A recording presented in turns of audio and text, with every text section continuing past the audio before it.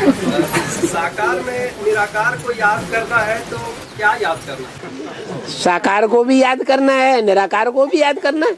निराकार आत्मा कैसे याद करेंगे? हम राम कृष्ण कोई भाई है, उसकी आत्मा को हम कैसे याद करेंगे? कैसे पता चले ये हुजूम बैठा है, इस हुजूम में रामकृष्ण की आत्मा कौन है? पता चलेगा? हाँ, तो ऐसे ही भगवान को देखने के लिए वो ज्ञान चाहिए। इतनी बड़ी मनुष्य सृष्टि में कौन व्यक्तित्व हो सकता है बाप के ज्ञान के आधार पर,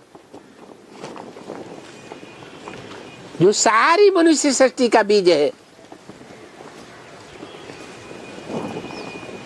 और उसमें आत्माओं का बीज, आत्माओं का पिता प्रवेश करता है। ये जानना बहुत जरूरी है, ज्ञान से जानना है। ऐसे नहीं किसी बुढ़िया ने कह दिया ये भगवान है, इसमें भगवान शिव आते हैं, किसी बच्चे ने बताया और मान लिया। नहीं, ये तो सुनी सुनाई बातें हो गई। सुनी सुनाई बातों से भारतवासी दुर्गति को पाते हैं। ज्ञान के पॉइंट्स के आधार पर क्लियर करना है। ज्ञान शिव बाप से ही आता है, और सभी मनुष्य आत्माओं से क्या आता है? अज्ञान आता है। तो शिव बाप का ये विरुद्ध है।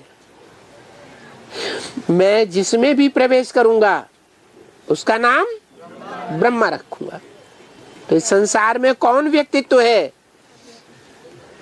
जो ब्रह्मा के नाम से सारे संसार में प्रसिद्ध हो चुका है? रामबली आत्मा नहीं, उसको तो जो बहुत ज्ञान में गहरे घुसे हुए वो ही जान पाते हैं।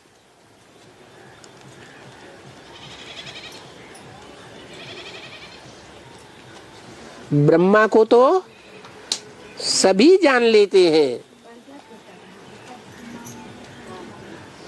बाप पहले समझ में आता है कि अम्मा पहले समझ में आती है, तो प्रजापिता पहले समझ में आएगा नहीं? हाँ जी, याद में सब कुछ समाया हुआ है।